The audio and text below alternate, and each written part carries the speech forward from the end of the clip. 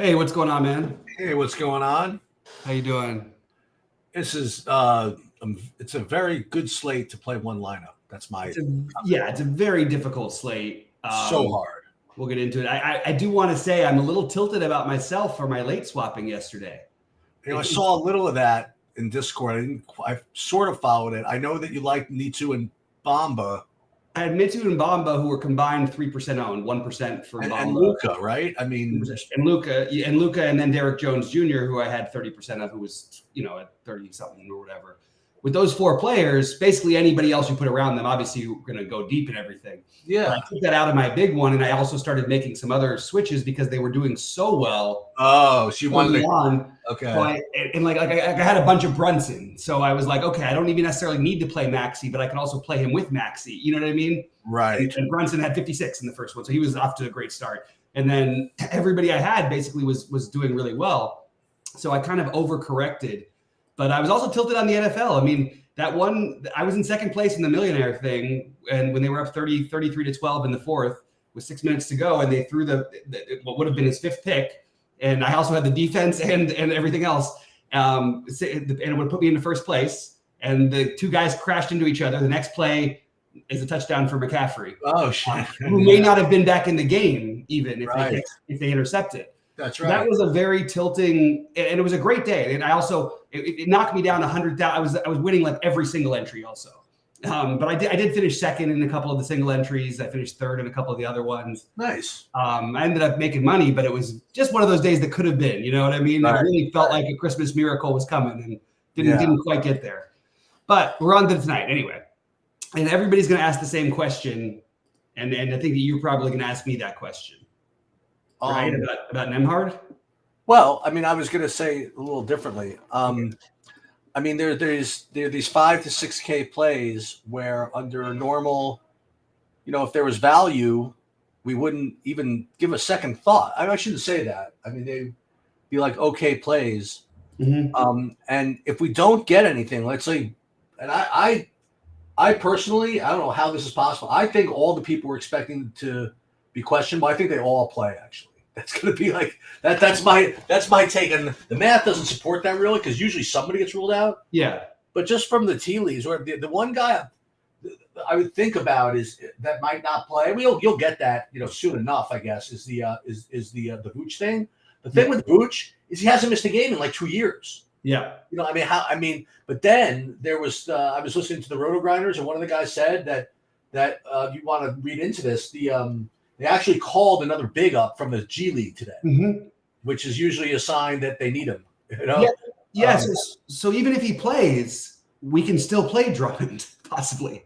Maybe. Because, I mean, Drummond is first of all, we're desperate for value. Why wouldn't we at least consider him anyway? Well, because I know what I was, my Galaxy brain play I'm going to get to in a minute. But yeah, I mean, sort of was the question about Nembhard, but it was more of the point of like, you have Nembhard, Sohan, who else? Vassal, these guys in like the mid range, and Eason 5,600, Bogdanovich, going to be 25% owned just because of the price, just because he slides in there because you need him. Because once you get like under 5K, there's literally nothing, right now. Right. And then you'll get ownership on Patrick Williams. You'll get ownership on Alex Caruso. These are guys that are, under normal circumstances, whatever. And Nembhard specifically, I mean, he's going to be probably the highest owned of them all. Typically, you'd like to wait, right, if possible, because there's also news coming from the late games that's possible. You get the DeAndre Ayton is questionable, and if he's out, then you get that. Well, one of the biggest pieces is actually one of the weirdest ones is Brandon Miller being questionable, because if he's out, Cody Martin would be the best point per dollar play on the slate as of right now.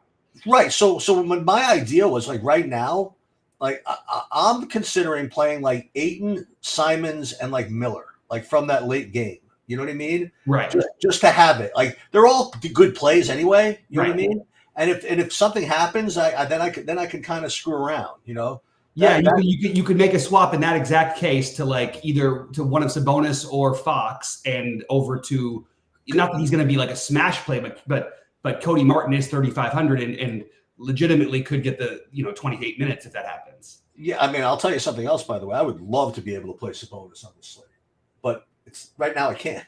Right. I feel that way about both Sabonis and Fox a little bit. Okay. I think actually, look, I know it's a tough matchup, and this would have been the perfect time where if there was value to just say, you know what, this is a tough matchup. Jalen Williams is questionable. If he somehow sits, Shea then becomes like an incredible play in a very tough matchup. But again, these are the guys we can't get to. So I'm sort of focusing on the ones we can as of right now. I'll tell you one other. If you want, this is the Galaxy Brain Play or whatever it is. I've got one too, so I'm so curious if it's the same one. Well, go for it. No, I wanted to hear you say it first. Mine is Mathurin. Oh, okay. Me is an old name. So if I get the news I want and Ayton is out, I'm going to be playing Moses Brown. That's what I'm going to be doing that game. Interesting, but even though that Reith is like, if they had raised Reith's price up a little bit more, I get it. But like, it's not like they raised his price that much. But Reith is going to start, right? And he's going to be huge chalk. But not if that information's not till later, because there's not going to be that many people who leave that many spots for that game. Maybe, but I you know what, I prefer Moses Brown. Well, right. You know what it would be like if we'll see what my lineup looks like. We'll see how I'm doing. You know, if I nail all the everything early, which is probably not happening, you know, whatever it is, then maybe I'll and I get the news I want. Maybe I'll go with Diarp or whatever if he's starting. Yeah. But I don't know. I see variations where I kind of screw around with that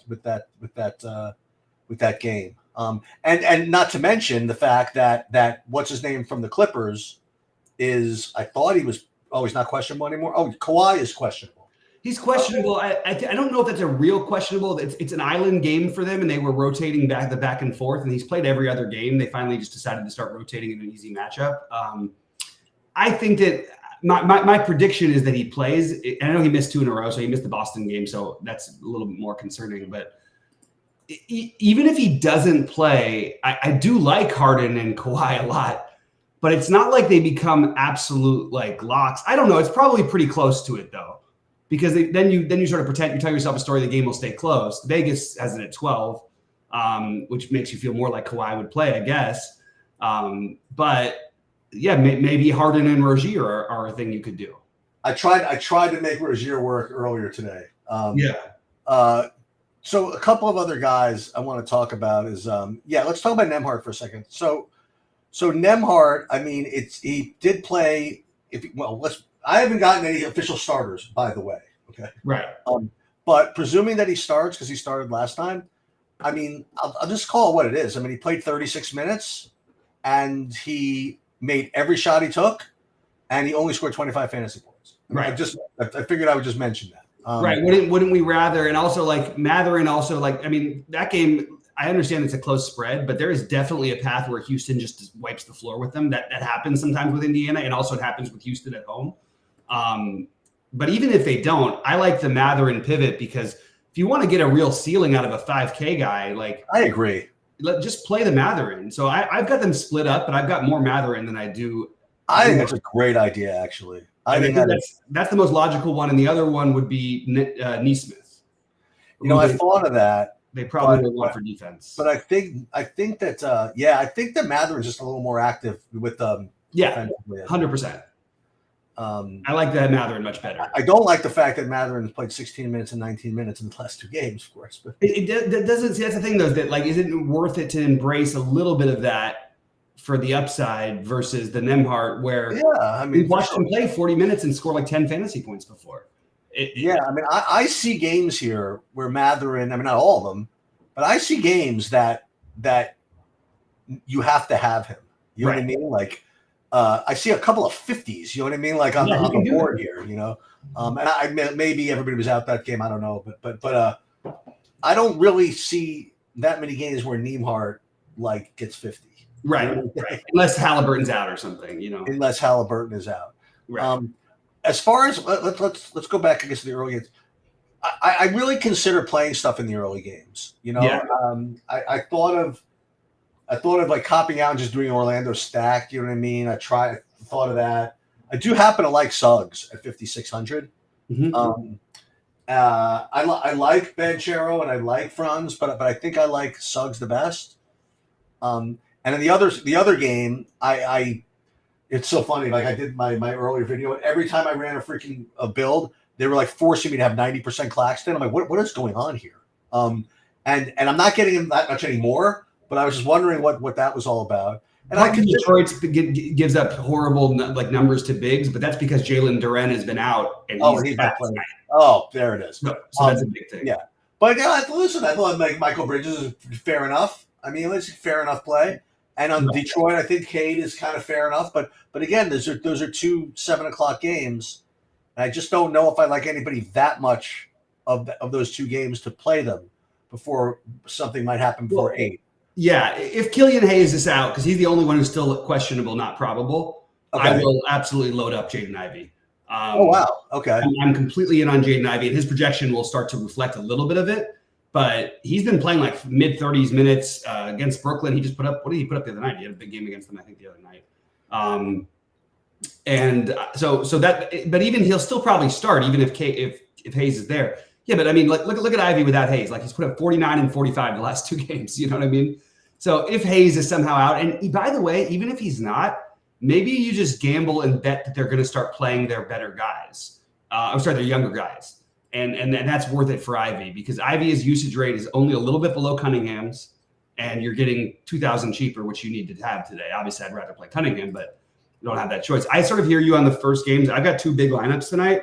And I am using Franz in one and Paolo in the other. And they're totally fun to play together. But I just think the thing that worries me about that game, I'm worried the Magic might just beat the hell out of them. And it might just be ugly. But in order for that to happen, probably one of those guys gets there. The thing that scares me is in neither of my big lineups do I have Anthony, who I think with Suggs back is like an incredible tournament play. Because if Suggs was announced out, Anthony would have been really, really popular. And now you're going to get like no ownership on Anthony. And it's literally like you couldn't have a better matchup. It's fast paced. You got the blowout risk possible. He gets the extra run with the second unit that nobody comes back into the fourth. But I like the idea of getting one of those Magic, and I think you include Suggs just like you said. Just came out 1 minute ago. For whatever this worth, Jalen Suggs will have his minutes monitored Tuesday. Monitored, not per Coach Mosley, whatever that means. Yeah, it's really hard to know what to do with both he and Carter because I think they're very similar plays. Carter, the difference is Carter is not like he's coming off an injury, but they're slowly bringing him back, and they played really well without him. Yeah. But at some point, one of these days, he's going to put up like a 45, and we're going to feel like we should have had him. Maybe today's the day. It's a great matchup for it, but I didn't get to as much Carter. But I do think Carter, for what it's worth, is probably I don't know. It's hard to say. Both he and Suggs have plenty of upside. It depends on the minutes. What do you think of Hield? Yeah. Again, later stuff. So I'm sort of just going to let things happen. I mean, if we hear Trey is out, for example, things are going to change. But yeah, he's one of them. I don't have him in either of my big buy-ins right now. It's a really bad matchup. I think people just forget sometimes that Houston's a really bad matchup because they're a really good defense. It's the best. It's like the war of whatever, the movable object and whatever that's right. But there's a force and an immovable object. Exactly, yeah. But I feel like it's just a spot where you really just want to target Houston and like make sure you're playing probably like one of Van Vliet, Şengün, Tari Eason, Jalen Green, Dylan Brooks. If I was scripting tonight, I would make sure I had at least one Houston player in my lineup. That would be my rule. I just think it's too good of a matchup, and even if it's the bench guys, that means it's Tari Eason, so I'm good with that. I would just play the top 6 of them. I probably have one of them in every lineup, just about. Even though when I hand built, I didn't necessarily get to that quite as much as I thought. Actually, well, in my big buy-ins, I have Şengün in one and Van Vliet and Eason in the other. So would you worry about playing any of those guys together, or? I don't want to play Şengün with Eason too much in my big buy-in because they literally cut into each other. In fact, I'm very nervous about playing Şengün with Eason playing because it really does. They'll go small and use he and Jabari to combine and guard the 5. And it really does. Like we've seen Şengün just get benched, and those are the games where he got benched because they have another option that can do that stuff for them. So it does worry me for Şengün, but also I really like Tari Eason in this matchup. I think Tari Eason and Van Vliet are totally fine together. Van Vliet's been horrible, lately. I think that there's also an argument you could make for Jalen Green. It's, again, if we're going to ever play these guys, play them in this matchup. You know what I mean? You just can't get a better situation where, Jalen Green might not have scored 30 fantasy points in 3 weeks, but he could put up like 50 or 40 real life points against this team. It's just possible that whoever's hot, because as I've mentioned with Indiana and with Washington before, like they just sort of let you do whatever you want offensively. So it could really be anybody, but I like that Şengün is number 1, Van Vliet's number 2, but I don't think he's that far ahead of Jalen Green. What do you think of these Bulls guys like Caruso and Patrick Williams? So of course I'm playing them because they don't start at the 7 p.m. lock time and they're in the 5Ks. So yes, as of right now, I have a ton of Patrick Williams. I also am always huge on the play as much as you want against Atlanta, and you can't really ever be a bad play. Caruso is interesting because, like, versus Nembhard, at least we know, like, it wouldn't surprise anybody if Nembhard just played like 16 minutes tonight. But that's never going to happen with Caruso unless he gets hurt, which does happen a lot, actually. Right. But I think it's fine. Again, you're just sort of waiting. That's my opinion. And I think that, like, Vooch is out. Well, there it is. So you're going to have 100% owned. DeRozan will be 90+% owned. Well, as well, Drummond will be 100%. That's what I meant to say. Sorry, I said DeRozan. I meant Drummond. And now, so Drummond. So I think you minimize. You have to play at least 2 Bulls. I think Drummond is the natural first one, but I think that you should be playing these other guys too, and that probably trickles all the way down to Dalen Terry, which I want to say, but yeah. And I'm going to be out of here probably in like 10 minutes because I want to finish the millionaire builds, but that's going to be the big piece. That's the big piece of news we were waiting for, which makes it less urgent that you need to wait for as much in the second part of the day, but it's still obviously always a little better to wait. Got a couple of other random guys to mention to you. Zion Williamson, 7,700. Yeah, I like him. Unfortunately, he's probably going to be more on the outside looking in now, but he was a guy I liked. Can you get up to the high price guys now? Like there's only one high price guy, really. I mean, there's Halliburton, in a tough matchup. There's Shea, there's Trae Young. I mean, Trae Young scores 60 a game. Shea and Trae Young are the only two I think are really. Well, I guess no, that's not true. I have some Ja Morant. A terrible matchup, but I'll always take shots with Ja. Actually, really like Bane in that game for what it's worth. Yeah, so that's interesting. So now we're going to play Drummond, and I'm probably going to just lock him in my big buy-ins, just to be honest. You may as well, right? I mean, if he doesn't start, I might take a shot on somebody else. I still think he's just as good a play, and he's still even if he doesn't start, he's going to be like 70% owned. It's not going to matter. Right. So, I mean, they really don't have another big solution. I guess Dalen Terry is probably the guy who ends up getting the run at 3,400. He's already going to have some ownership. He definitely could now. DDR. And then Williams, Caruso. So yeah, that's my different groups. I mean, look, you don't have to do it this way. This is just the way I've got it separated. I've got Drummond on his own, at least one of White or DeMar DeRozan as a priority. I think Williams and Caruso just are more solidified, but I would throw our old friend Ayo Dosunmu back into the mix. Ooh, that's interesting. Just to get, he's 4,600, just to get a little different. So you think Patrick Williams gets some more rebounds? Yeah, I think it's hard because Drummond's a better rebounder, actually. But how many minutes do we really think they're going to let Drummond go out there, or are they just going to play small with Dalen Terry some of the time? My guess is they do that because they haven't. I mean, we had Vooch play every game, but there's been blowouts even way. They just don't let Drummond play more than like 20 minutes. Play them together, maybe Terry and Drummond. Yeah, Terry, Drummond. So then I have Terry and Carter and Dosunmu in sort of their own tier, but I think Terry's actually going to be the right answer.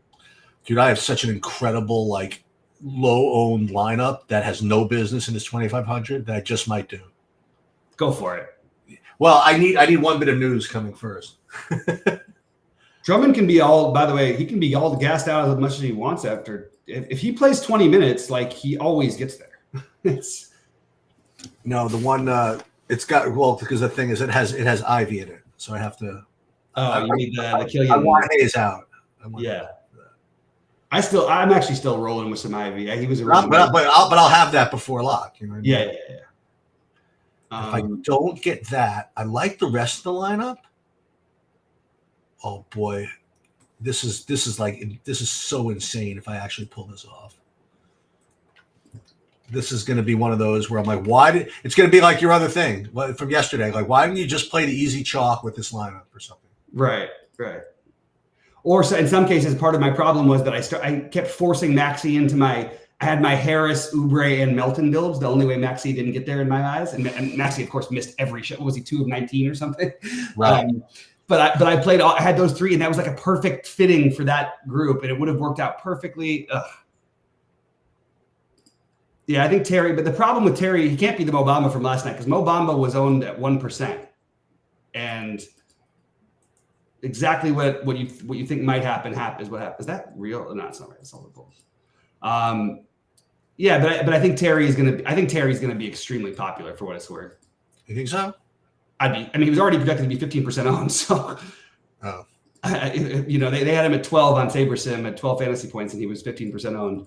I can only imagine because they don't really have like another big, and you're gonna have a Kongwu or Capella for all the minutes because that's just what they do. What do you think of Dylan Brooks tonight as one of the Houston guys? Less interested in but.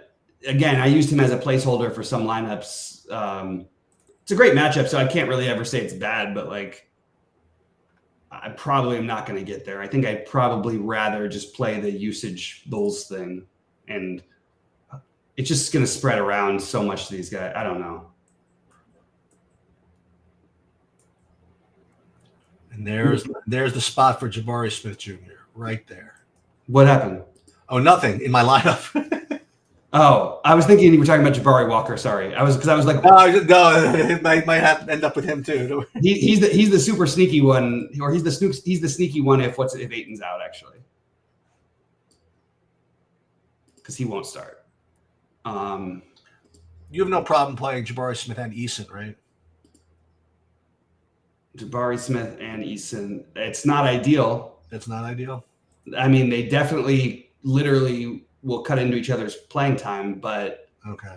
There's a path where they play small with both of them, and that means I wouldn't play them with Şengün, but I think that's right. Fine.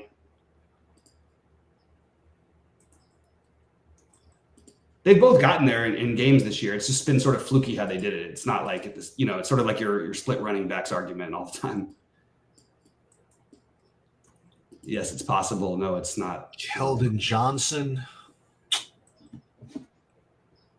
Just trying to find a good. Oh, Trey is officially in. I didn't see that. Okay. So is Jalen Johnson. So that makes that makes Bogdan a little worse, right? Yeah, it makes Atlanta run backs not so fun. Too bad, because that would have too bad, and also we know that's what everyone would have done is just stack that game. Right.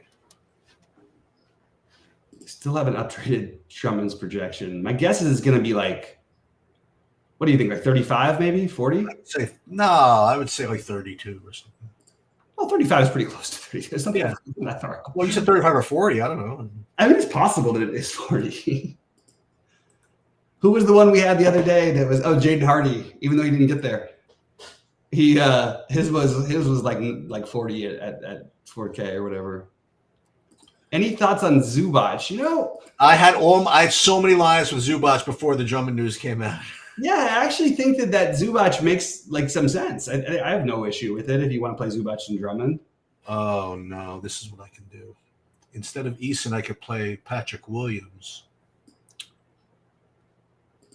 I mean, they're both really good plays. I don't know which I even prefer yet. I guess Williams, but it feels weird to say that out loud because Eason's such a great fantasy point per minute player, and Williams is not necessarily. God, can we get an update on? Somehow they seem to have affected DeRozan and Kobe White's update, but they didn't do anything to DeRozan's. I mean Drummond. I keep saying that. Wait, who is? I have a question for you. Who is Adamas Sanogo?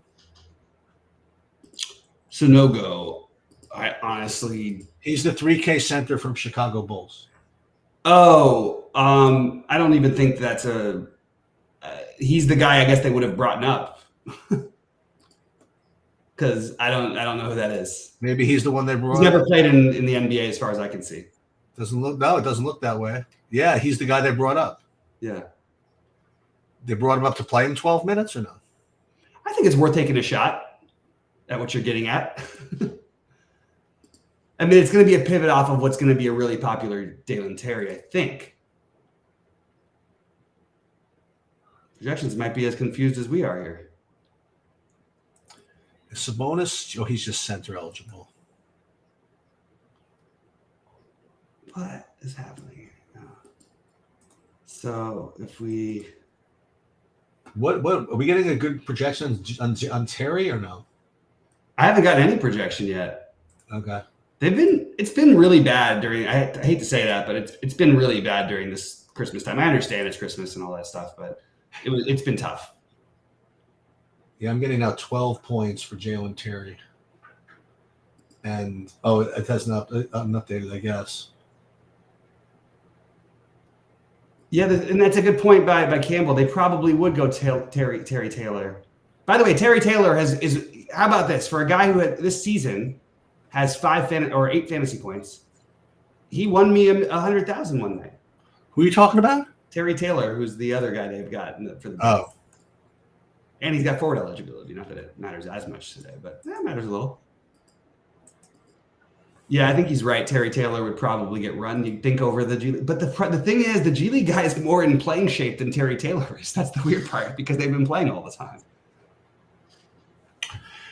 You know, it would be nice if they told us what was going on with the Pistons as well. That would be helpful. Well, I'd really like to play Sabonis tonight. So what I would say, Jolly, if you're nervous to play Drummond, then you have no business playing, assuming Drummond starts, of course. Even still, actually. You have no business playing Nembhard then if you're nervous to play Drummond. That's what I would say. If you're nervous to play Drummond, you absolutely can't play Nembhard and not play Drummond, in my opinion. Like, I just don't understand because they're so similar in price. Like, what is the path for Nembhard to outscore? It's got to happen it's got to be like 20-1. Not 20-1, maybe like 15-1.